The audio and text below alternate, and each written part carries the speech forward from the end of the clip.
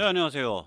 네, 요즘 대한민국 잘 나갑니다. 딱 하나만 빼고. 예, 그건 바로 정치죠. 어저께인가 그저께 보니까 어떤 분이 레임덕은 윤석열이 아니라 이재명이 왔다. 이런 그 유튜브를 하셨더라고요. 그래서 참 좋은 제목이다. 저는 그걸 조금 더 확대를 했습니다. 그래서 이렇게 정치가 참 맥도 빠지고 실망스러운데 조심스럽게 낙관할 수밖에 없는 이유를 거푸집과 기생충을 빌어서 좀 말씀을 드리겠습니다. 네. 이 원전이 또 떠요, 이제는. 그래서 이제 가시권에 들어와 있는 게 이제 체코 원전, 그리고 미국 SMR, 큰 거죠. 이 서방에서 원전 건설 실행력을 가진 것은 한국과 프랑스뿐입니다, 사실상. 근데 프랑스는 한국에 비해서 기술과 가격에서 경쟁력이 없죠. 그래서 그 한국이 없었다면 많은 나라들이 중국 혹은 러시아에 원전을 의존했을 뻔합니다. 이거는 굉장히 안 좋은 거죠. 원전과 같은 그런 핵심적 전략적 인프라를 중국이나 러시아에 의존해야 된다. 예, 좋은 게 아닙니다. 그래서 우리가 원전 구원투수가 된 거죠. 또 돈도 벌고 또 국격도 높아지고. 예, 이 참 한심한 정치 얘기를 하기 전에 먼저 세뇌 탈출 자유구독료 부탁 말씀 올립니다. 아시다시피 세뇌 탈출은 광고가 잘 붙지 않습니다.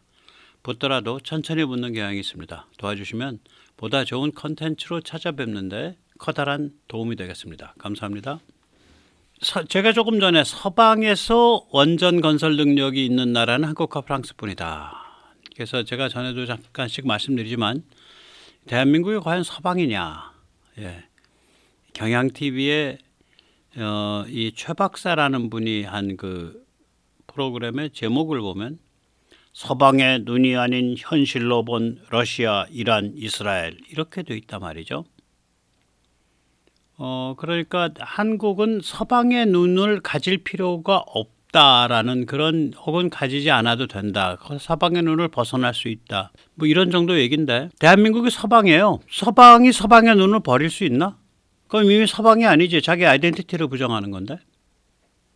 눈이 작동하는 방식을 자기 비판을 통해서 수정해가고 혹은 발전시켜가는 건 가능하지만 그 눈 자체는 대한민국의 눈이고 서방의 눈이라고요. 니체가 말했습니다. 관점이 인간이다. 니체는 사실 관점이 인간이다라는 말까지는 안 했고 가치평가가 인간이다. value judgment가 인간이다. 그 다음에 호모 사피엔스라는 그 단어가 나온 배경이, 그 사피엔스라는 단어가 원래 영어 테이스트, 맛보다 이다. 인간은 맛보는 존재, 가치평가하는 존재, 간보는 존재가 아니라 맛보는 존재입니다. 가치평가를 하는 존재다. 그래서 인간으로부터 관점을 없애면 인간이 아니문이다로 되는 겁니다. 그러니까 자신의 관점을 어떻게 가다듬을 거냐의 문제지, 어떤 비판적 성찰을 통해서 관점을 없앤다. 그러면 인간이 아니문이다. 뭐 귀신이 되든가 뭐 신이 되든가 아니면 짐승이 되든가 뭐 그런 거죠. 네. 그래서 이런 제목을 그냥 태연히 쓰는 걸 보면 네, 좀 그렇습니다. 근데 뭐 그 경향이니까 뭐 좀 그런 거 아니냐. 거기 뭐 한호경, 예, 그쪽이라서. 아닙니다. TV조선도 그래요. 예, 신냉전 구도가 뚜렷해지고 있습니다. 한국과 서방 대 북중러입니다. 일단 북중러는 아니고 중러북이고요. 중국, 러시아, 북한, 이란, 중러북이 전체주의 코드 4개의 악의 축이죠. 악의 국가들. 여기서도 이렇게 제목의 함의를 보면 한국은 서방과 따로 존재하는 나라, 서방 따로, 한국 따로. 이것도 이제 이런 그 컨셉이 그런 거죠. 그래서 이제 여기서 잠시 서방의 부활이라는 컨셉을 말씀드리고자 합니다. 제가 좋아하는 프린스턴 대학의 석학 스티븐 커킨이 하는 말입니다. 그러니까 서방이 부활한 거예요.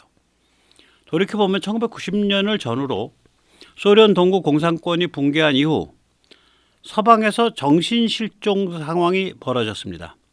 서방 자유진영은 스스로 서방이라는 개념과 용어를 망각했습니다. 가만히 돌이켜 생각해 보세요.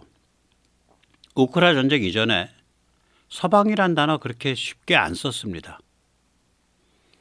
물질주의 타락 글로벌리즘이 지배하는 사회이기 때문에 이런 관점이 팽배했던 겁니다.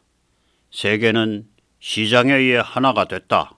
악마도 세계 시장 속에서 담궈두면 은총을 받아서 구원받는다. 시장이 곧 구원자이다. 구세주이다. 서방이냐 아니냐 편가르게 할 필요 없다. 서방이냐 아니냐 편가르게 할 필요가 없다.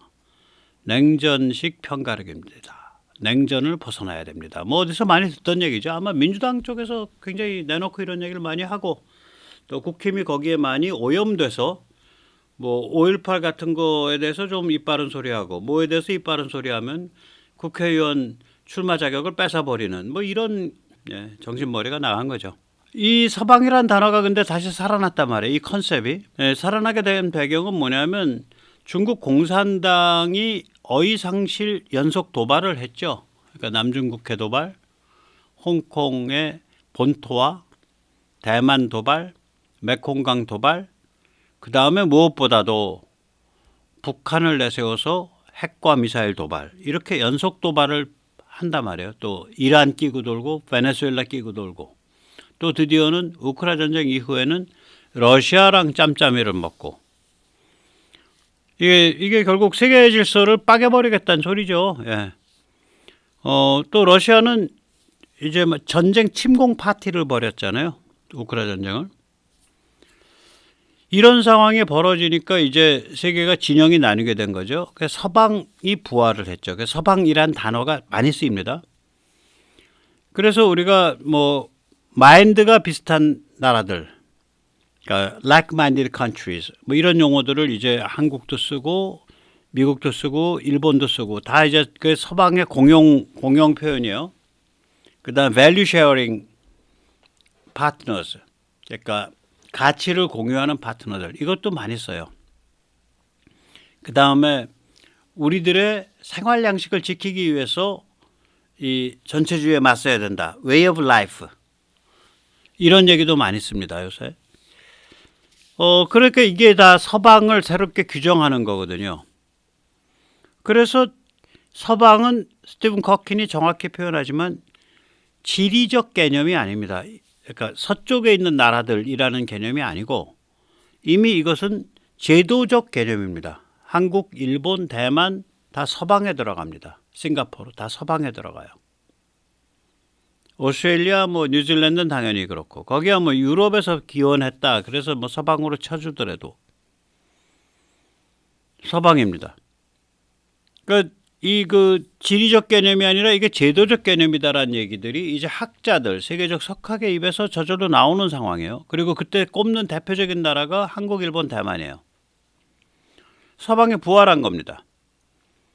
그러면서 이제 대립구도가 또 형성이 된 거죠. 즉 서방, 즉 자유진영과 전체주의 쿼드, 전체주의 4인방, 중러 북이.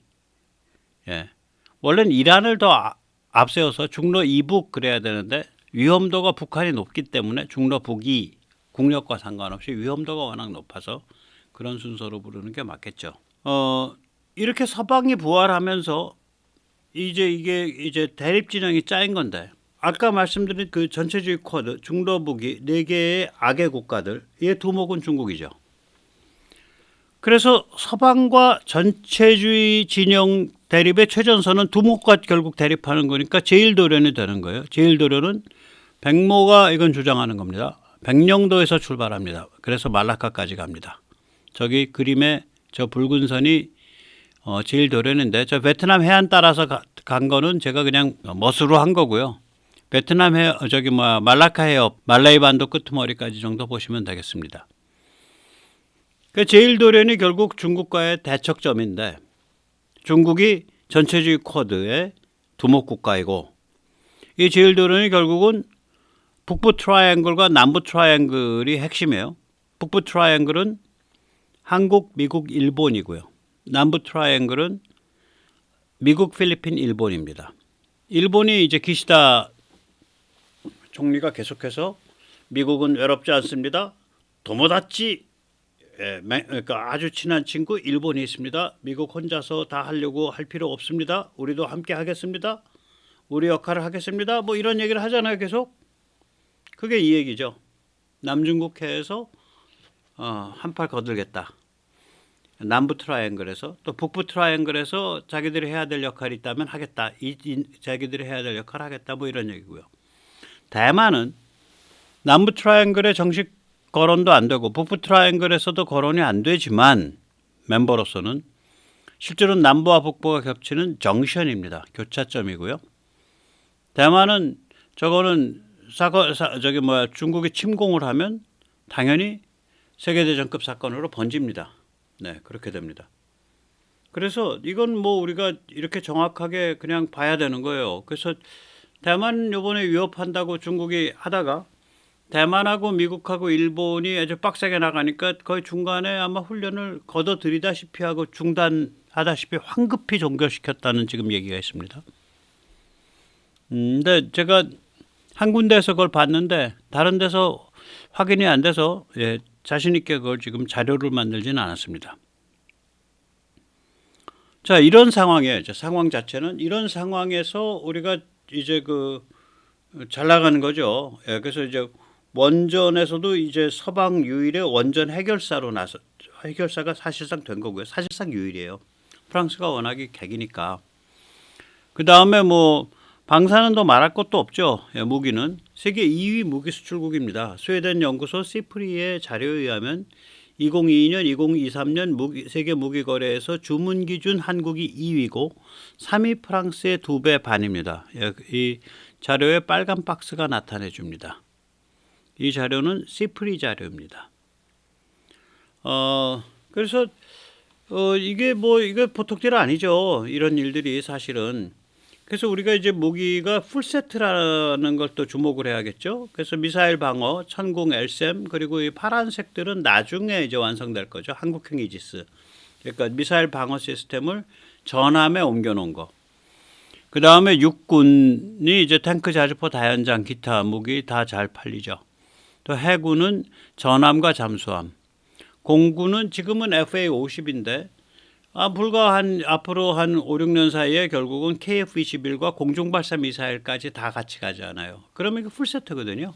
그래서 2위를 아마 굳건히 지킬 거고 세계 무기 시장에서는 1위도 할 수 있어요. 왜냐하면 미국이 이 수출형 무기가 아니고 미국 내수 시장이 세계 무기 시장만 하기 때문에 미국이 무기 수출에 그렇게 목을 걸 이유가 없고 그리고 미국 입장에서는 한국이 무기 수출을 통해서 한국 무기가 계속 강화돼 가는 것이 유리하죠.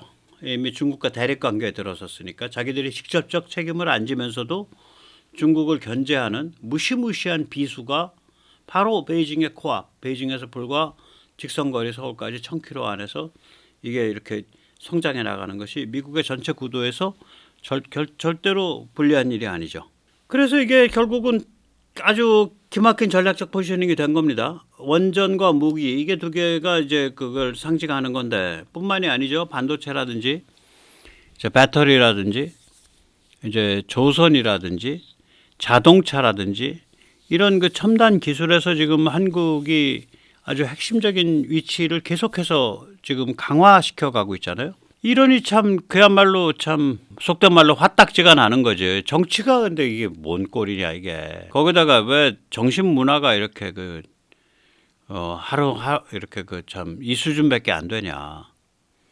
거기다가 저출산은 또 그렇고 왜 사람들은 다 그렇게 야박하고 물질주의적이고 저출산과 사회풍조 및 습속 모리스 사람들의 세태 이런 건 왜 그렇게 참 어떨 때 보면 정남이가 떨어지고 싸가지가 없는 방식으로 바뀌고 있냐. 뭐 이런 이제 이런 불안감 내지는 이런 한탄이 나오죠. 사실은 나올 수밖에 없습니다. 백모가 뭐 오죽하면 무기만 다루고 있겠냐 이런 얘기 하시는데 사실은 뭐 그런 면도 있어요. 그런 면도 있지만 보다 근본적으로는 지금이 어떤 군사 지정학적인 큰 변곡점이에요. 전 세계적으로. 근데 한국은 이 존재 자체가 세계에서 가장 민감한 지역에서 존재해가는 나라이기 때문에 우크라 전쟁 이전의 한국과 우크라 전쟁 이후의 한국이 전혀 다른 상황에서 사는 거예요. 우리 같은 경우는. 그래서 제가 군사지정학을 깊게 가는 거고요. 또 군사지정학을 깊게 가려고 보다 보니까 군사를 또 자꾸 다루게 되는 거고 그런 거죠. 무기를 다루고. 자, 이런 상황인데도 불구하고 저는 사실 굉장히 낙관하는 편입니다. 이걸 왜 그러냐? 저는 거푸집을 믿어요. 그러니까 저보고 누가 그러거든. 이제 제가 말할 때, 난 형식주의자야. 그렇게 얘기를 해요. 생각을 해봐. 물, 형식. 물 주머니가 없으면 물을 어디다 담냐? 밥그릇이 없으면 밥을 어디다 담어? 그러니까 그 틀, 그게 중요한 거야. 이게 있어야 뭘 하는 거야. 항상 그런 얘기를 하거든요. 그래서 저는 그 형식, 절차 이런 걸 굉장히 중시해요. 저는 그전에도 그랬어요. 이걸 비유적으로 말하면 뭘까? 이거 거푸집에 제가 비유를 하는 거죠. 그 제가 노가다 좋아하니까 취미가 노가다입니다. 즐거운 노가다, 예, 주말 노가다 이런 거 좋아해요.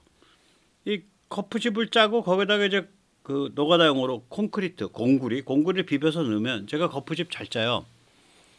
이제 힘이 없어서 거푸집 짜는 게 이제 요새는 다 표준화돼서 유로폼이라고 그런 걸 쓰지만 그거 쓰더라도 거푸집을 짜려면 원래는 이제 도면을 읽을 줄 알아야 되고 도면에는 건물이 그려져 있는 거지 거푸집이 그려져 있지 않거든요. 이 도면대로 건물이 나오려면 거푸집을 어떻게 짜고 어느 순서로 되고 거푸집을 짜면 그 시멘트가 이제 굳어가면서 약간 팽창하거든요. 그 압력을 견뎌줘야 되니까 지지대는 어떻게 놓고 뭐 이런 계산을 할 줄 알아야 돼. 이걸 이제 형틀목수라 그러죠. 제가 인생의 로망이 형틀목수입니다. 제1급. 그런데 이제 몸이 약하죠. 형틀목수 하기에는. 일단 형틀목수는 몸이 좋아야 되고요. 순간적으로 힘을 크게 써요. 그리고 이제 땡볕에서도 막 일단 거푸집 짤 때는 뭐 그늘이라는 게 없잖아. 건물 안에 들어가서 뭐 잠시 뭐 찬바람을 피한다든지 무슨 뭐 땡볕을 피한다든지 이런 게 없어요. 거푸집을 짤 때는 벌판에서 짜요. 아무것도 없을 때요. 그러니까 이게 건물이 올라가고 나서 실내 공사하는 거랑은 전혀 다르죠. 거푸집 공사는. 그래서 이제 그 형틀 목수가 목수 중엔 최고죠. 머리도 좋아야 되고요. 도면도 읽을 줄 알아야 되고요. 체력도 좋아야 되고요. 제가 참 존경합니다. 형틀 목수 하시는 분들. 어쨌거나 그 거푸집에 저는 비유를 하고 싶어요. 거푸집을 짜놓으면 거기에 뭐 이쁘게 생긴 조약돌이든 뭐 이만한 짱돌이든 뭐 파쇄석이라고 이렇게 부숴놓은 돌이든 뭐 물이든 콘크리트든 녹슨 철근이든 녹이 좀 덜 쓴 철근이든 무슨 철사 토막이든 뭐 연결하는 뭐든 간에 그 안에 들어가면 그냥 다 버무려져 가지고 근사한 하나의 구조물이 돼버리는 거 아니에요. 저는 대한민국을 보고 있으면 거푸집의 예술이라는 걸 좀 연상하게 됩니다. 제가 낙관하는 이유는 크게 두 가지인데요.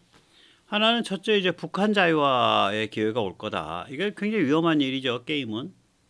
그러니까 하이 리스크 하이 리턴입니다. 리스크 굉장히 큰데 또 그로 얻어지는 이득이라는 건 뭐 자손 만대까지 이르는 이득 아니에요? 그러니까 거대한 위험이 수반되는 거대한 기회가 저희한테 다가오고 있다. 첫째. 둘째는 뭐냐면 이제 지금 방금 말씀드린 대로 우리는 거푸집 게임 하는 사람들이다. 그러니까 우리는 그냥 제도나 시스템을 넘어서는 무엇인가가 있다. 제도나 시스템은요, 비교적 따라 배우기가 쉽습니다. 예를 들어서 영국에서 산업혁명과 시장이 확 꽃을 핀 게 18세기 후반인데, 그로부터 50년, 60년, 70년 지나가지고 그게 유럽 전체에 다 번져요. 시장과 산업혁명이. 그러니까 19세기 중반이면 유럽에 다 번진다고요. 제가 좋아하는 저의 친구입니다. 예, 중앙대 경제학과 교수하다가 이제 퇴직했죠. 김승옥 교수. 이 양반의 아주 명저입니다. 제도의 힘. 이 양반이 대한민국에 몇 명 안 되는 제도주의 경제학을 한 사람이에요. 그걸 이제 행동주의 경제학인데 또 그것도 번역을 잘못한 거예요. 행태주의라고는 할 수 있어요. 행태, 비헤이비어럴리스트니까. 그 행태주의 경제학인데 정확한 표현은 제도주의 경제학이고요. 저는 제도주의 경제학이라는 단어가 있는 줄 모르고 그 행태주의 경제학을 본 다음에 야 그거 제도를 중심으로 하는 거야. 그 제도주의라고 불러야 될 걸. 제가 그렇게 했는데 실제로 그 단어가 있더라고요. 그래서 인스티튜셔널리즘, 제도의 힘. 이게 뭐냐면 결국은 어떤 사회가 그러니까 시장 제도를 택하게 되면 그 시장 제도가 생산력의 발전을 갖고 오고 산업혁명을 일으키고 또 혁신을 일으키고 생활을 윤택하게 하고 뭐 사회를 전체를 바꿔내고 이러한 그 제도 자체가 하나의 관성을 가진다. 이런 얘기예요. 맞는 얘기죠.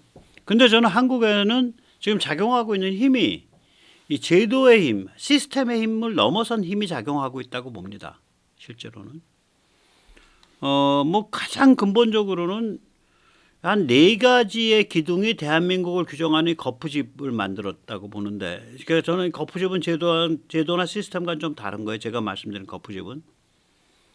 이게 굉장히 강고해요. 그래서 종중이 날뛰어도 거푸집에 의해서 규정된 그 흐름과 틀을 파괴하기가 굉장히 어렵다고 저는 봅니다. 한 4가지가 작동을 하고 있는데요. 우선 첫째는 2000년 반중 정체성 게임이에요. 중국한테 안 잡아먹히려고 중국과 좀 다른 우리 나름대로의 방식으로 살아보려고 기를 쓴 거 아니에요. 2000년 동안. 그래서 결국 언어, 문자, 그 다음에 의복, 그 다음에 음식, 그 다음에 그 건축, 주거 스타일, 그 다음에 풍속, 뭐 이런 게 풀세트로 다 가지고 있는 그런 희한한 케이스거든요. 불과 베이징에서 1000km밖에 안 떨어졌는데.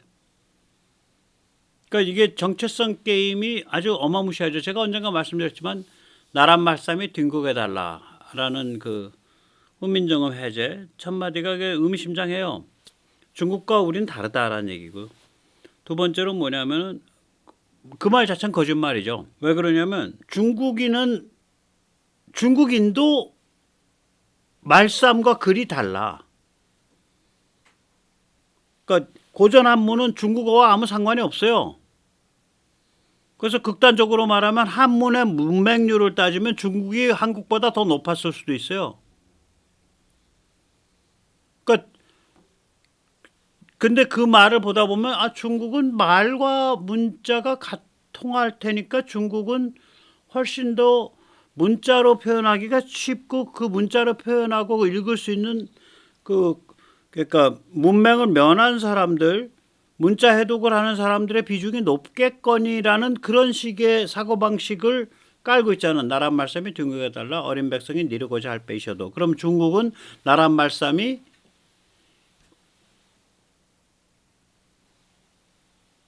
문자와 같아서 어린 백성이 니르고자 할 바 있을 때 그 문자를 써서 니를 수 있다. 이런 얘기가 되는 거예요. 근데 사실은 안 그렇거든. 왜 그렇게 과장해서 그렇게 표현했을까? 왜 중국한테 밑보이만 안 좋으니까 중국이 우리가 알파벳 개발하는 거에 대해서 인상 쓸까 봐 아유 중국은요 그 문자와 말씀이 같잖아요. 사실은 안 같은데. 그래 얼마나 편하네요. 근데 우리는 어째 말이 참 구질구질해 갖고 이 문자와 말이 달라요. 그래서 우리 구질구질한 말을 조금이라도 표현을 해보려고 우리가 참 이 천한 알파벳 같은 거 좀 만들었거든요. 그냥 그러려니 하세요. 이러고 간 거예요. 참 애처롭죠. 저는 훈민정음 해제의 그 거짓말을 보면서 혹은 착각을 그대로 방치한 거 혹은 착각을 강화한 걸 보면서 애처롭다. 그런 생각이 듭니다. 아무튼 그런 식의 반중 정체성 게임을 펼친 거예요.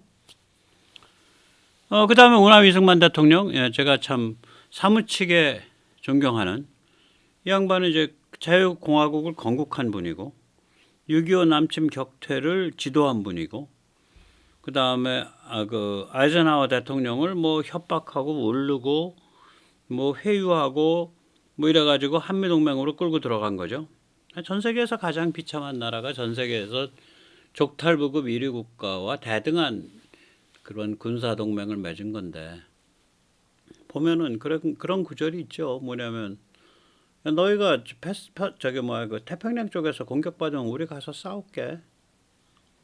그 대신에 태평양 쪽에서 우리 공격하면 우리가 침공당하면 너희도 와서 싸워. 근데 한국은 태평양 쪽이잖아. 어차피 서태평양이니까 한반도는 전체가.